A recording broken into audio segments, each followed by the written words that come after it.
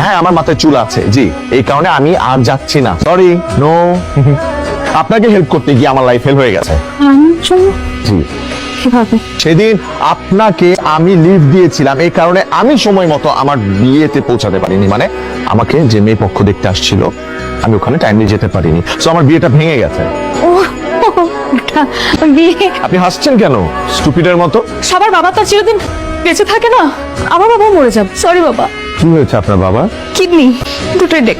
আপনার বাবা বেঁচে আছে কিভাবে? আমারটা দিয়ে আমার দুটো কিডনি থেকে একটা কিডনি বাবাকে দিয়ে দিয়েছি, আর একটা কিডনি নিয়ে ঘুরছি, আরেকটা কিডনি কিন্তু আমি মরে যাবো, ওটা ছোট। আপনি দেখবেন? না না আপনার কিডনি আপনার কিচ্ছু আমি দেখবো না, জামা তুলতে হবে না প্লিজ।